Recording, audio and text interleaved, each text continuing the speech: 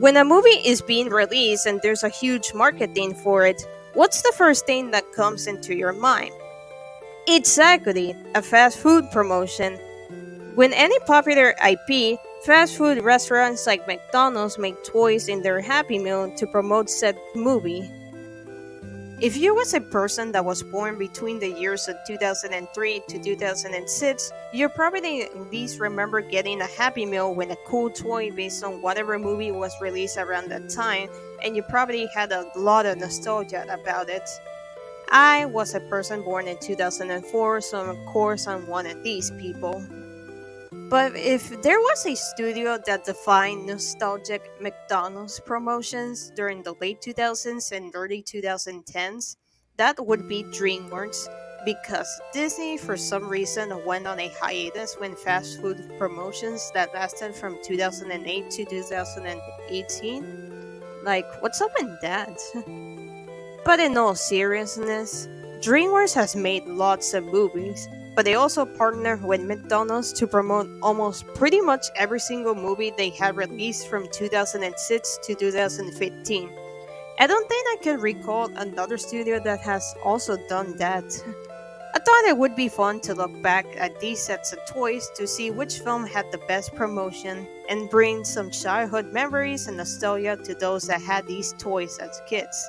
I'll be going from the years of 2006 all the way until 2009 because it's often seen as the golden era of DreamWorks Happy Meal toys. So let's begin.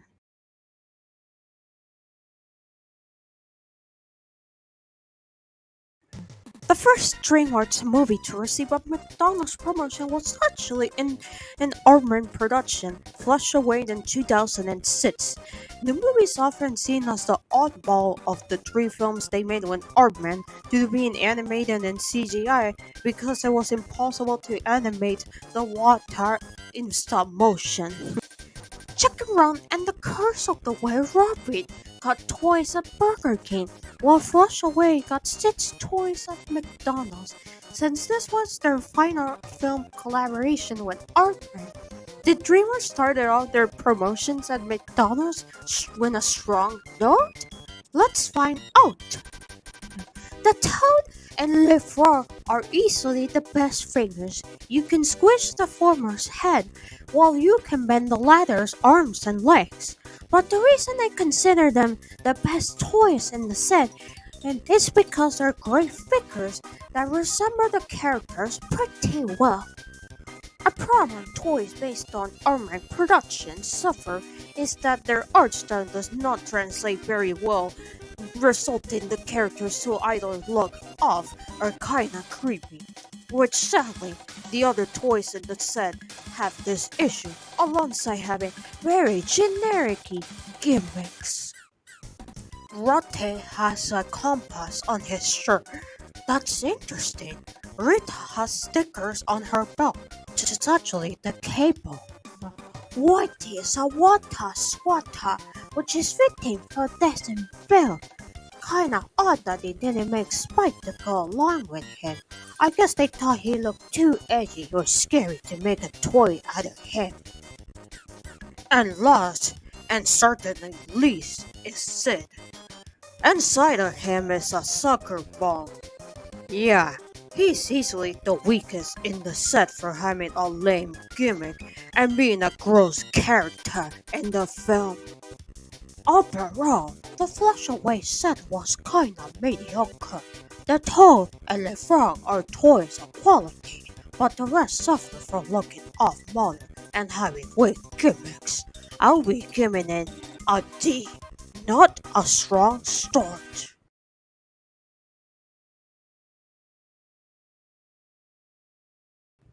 In 2007, after Burger King made toys for the first 2 movies, McDonald's finally got the chance to make toys for everyone's favorite green Mike Myers ogre, Shrek. Sure, Shrek the Third was not exactly well received, but hey, the McDonald's toys were pretty cool and they were definitely better than the actual movie. The bags for the toys have unique designs to fit in with the movie's royal theme, much like when the merchandise for Shrek the Third. Each bag also has a picture of the characters included in the set. except for the ogre babies, which have Shrek and Fiona instead. Speaking of which, did you notice that a lot of merchandise for the movie spoiled the ending in which Shrek and Fiona have triplets for children? These are battery operated toys, meaning that when you press a button or move their arms, they're supposed to speak. But unfortunately, they're not going to work anymore if you bought these off of eBay because these toys are old. But that's okay because they still look pretty cool on display. Shrek looks awesome. They got the details right, and he looks happy to eat chicken McNuggets. This Shrek figure is so good that it was even included on a hilarious superhero bootleg set of toys. Donkey looks great. I love the pose they give to Fiona to showcase that she's an action princess. Gingy is happy to be here, and we even got one of the drunkies, which is pretty cool. And despite serving as spoilers for the movie's ending, the ogre babies look super cute. Definitely much better than those out of control triplets toys they made of them. Ugh, almost as creepy as the donkey from Shrek's Nightmare. However, there are two toys in the set in which I do not like. The first one goes to my favorite Shrek character, Puss in Boots. Oh gee, I wonder why. Well, look at that smile. Did they got him confused with the Cheshire Cat from Alice in Wonderland? Like, why they give him such a creepy ass smile? Ugh, I don't like it. It's horrible, and it ruins the figure to me. The other figure that I don't like in the set is Artie. Now, it's not just because he was a super lame character from the movie, but because... oof! That face. I get it. Obviously, kids' meal toys are not going to be super detailed like your regular action figures, but man, that is a very cheap looking face. But hey, points for including Artie in the set because he's a character that doesn't get much merchandise. Interestingly, in some countries, Farco, Felicia, and Artie were omitted while Pinocchio was included in the set. Shrek the Third actually received a second wave of McDonald's toys when the movie was released on DVD during the holidays of 2007. These ones were most likely made to tie in with the Christmas special Shrek the Hall, so let's go! We got toys of Shrek, Donkey, Fiona, Puss in Boots, Gingy, Fergus, Dragon, and Pinocchio. Oh, I'm sorry, I meant little wooden puppets. I have no idea why he's referred in a generic bootleg costume type way, especially since Pinocchio is a public domain character, but whatever. The toys came in unique Christmas-themed bags, and they each come with a set of cards that contain questions regarding the Shrek franchise, which I think it's pretty interesting and really fun. The toys are also super stylized, meaning that the characters are not overly detailed, but for the most part, they're pretty cute, with the only exception being Fergus, in which, I don't know, I just personally found this one kinda creepy when him staring into your soul on a Christmas present. Overall, Shrek the Third may be a bad movie, but it manages to deliver two great sets of Happy Meal toys at McDonald's. I will give both of the set a score of B. I personally preferred the regular set over the Christmas one, but for the most part, they're pretty good.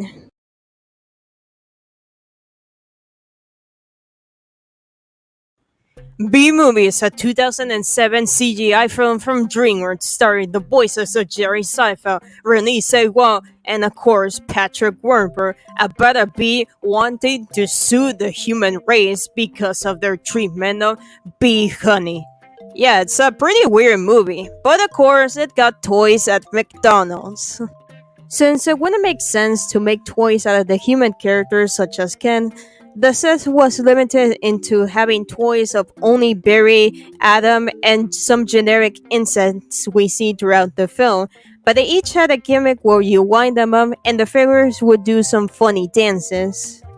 Some countries had 6 toys, some countries had 8 toys, but then you got some countries in which instead of having these funny wind-up toys, we got these plushies. These plushies are trash. The faces are cheap. The hands and feet are just straight up, flat out cardboard pieces. And they just look incredibly odd. Like, I feel like if they had bendable arms and legs like they did for Lickfron in the Flush Await set, these could have been much better plushies. But I just generally feel bad for those that got these plushies instead of the hilarious wind up figures. Overall, it's very impressive that B Movie has one of the best DreamWorks McDonald sets of toys and also one of the worst ones. I will give the Wina figures a score of A, while I would give the plushies a score of, unfortunately, E. Yeah, that's right. I went with an E, not an F.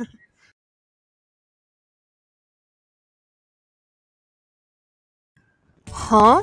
What's this? Well, I present you to you probably the most obscure McDonald's DreamWorks set of all time. This is the DreamWorks All Stars set from 2008. It was only released in certain countries, such as Latin America, so I don't blame you if this is the first time you ever heard of this set. Now, when I mean All Stars, I mean half Shrek and half not Shrek.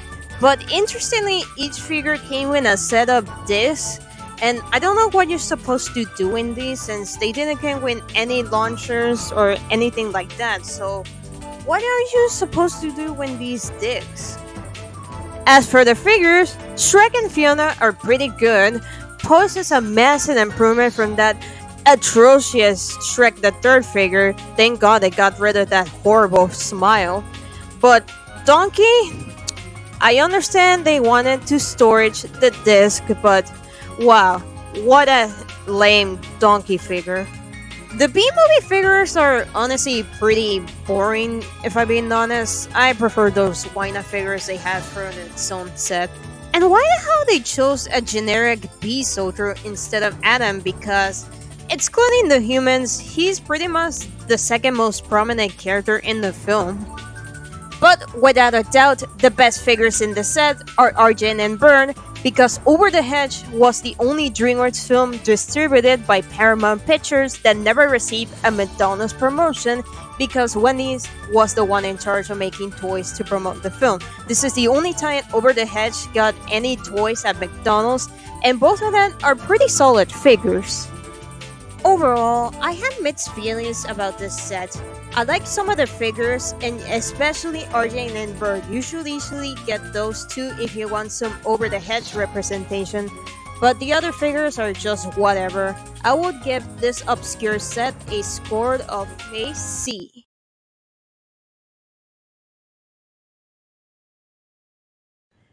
Kung Fu Panda is one of DreamWorks' most beloved and iconic movies of all time, and I'm gonna tell you spoilers for something. These toys are just as awesome as the movie itself. And if you ask if the toys came with unique designs for the backs, then you're correct! Ding ding! Just like when the Shrek the Third figures, Poe's figure is actually a talking toy, meaning that if you shake him, he's supposed to say things such as skadoosh. But if you get this toy off of eBay, obviously the batteries have expired, but that's okay because his figure is super awesome and it looks fantastic on display. Master Shifu is a wind-up figure, meaning that he moves like crazy if you wind them up. Honestly, a really funny figure for someone who is supposed to be a serious and badass master. As for the Furious Five, Tigress is one of those figures when you put her down and she does a flip, which is pretty fitting for her character who is a tigress. Viper is a bendable figure. Monkey Stab spins when you push a button on his back, and both Mantis and Cranes do some kung fu action when you push buttons on their backs.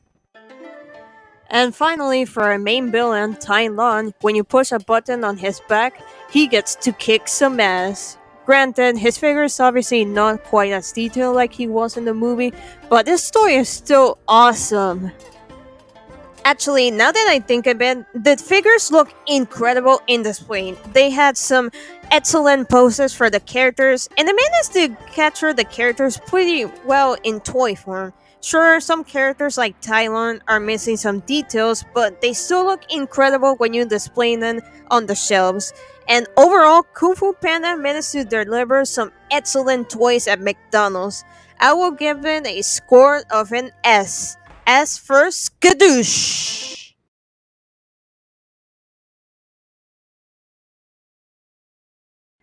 Madagascar 2 is a movie where I had a lot of nostalgia for multiple things. I remember playing a flash game based on the plane crash scenes from the beginning of the movie, which was really funny. I had most of the Kinder Surprise eggs toys, except for Melman, Marius, and the chimps, and of course, I had some of the McDonald's toys as a kid. The toys came in unique decipher. You know what? You got this point. I'm sorry if I'm being way too repetitive, but I think you get the point, so let's move on. Just like when Shrek the Third, these are talking figures, meaning that if you move them, they're supposed to speak, but obviously, if you bought these off of eBay, the batteries are dead. However, unlike when Shrek the Third, I don't think these are great figures for display because some of them just look really off. Gloria and Skipper look pretty good. Alex, Marty, and Melman are fine. And Mason, is it just me or does it look like his finger is clipping throughout his ear? King Julian is easily the worst one in the set. He has a rather uncanny look to him. The pose he does is really awkward, and for some reason he's not wearing his crown. Like, what happened to his crown? Unlock the big! Unlock the Chucky! Look out! I think Moto likes you! In some countries, Alex has a different pose, Mason has Phil on him, Marty's head is on the other side, and Melma's neck is wrapped around him? Ugh, that sounds painful. Now you might be thinking, hey man, you said you had some of these toys as a kid, so which one did you had? Oh wait, sorry, I'm from Panama. This is not the Madagascar 2 McDonald set from my childhood. This is.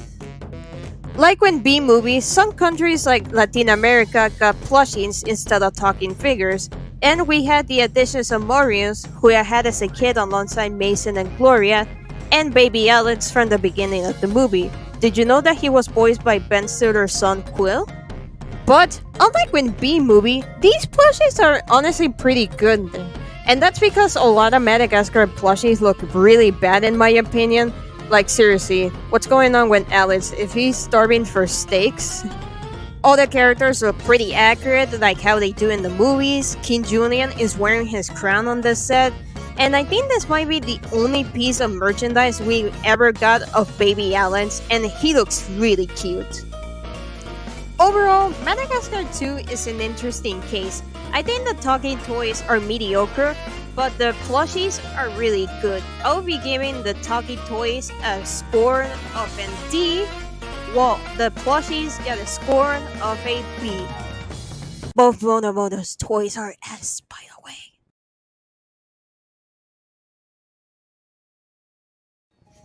The final movie I'll be covering on this video is 2009's Monsters vs. Aliens. You probably remember this movie because it was part of that whole in true 3D thing that was popular during the late 2000s and early 2010s. And it also got toys at McDonald's, so let's check them out.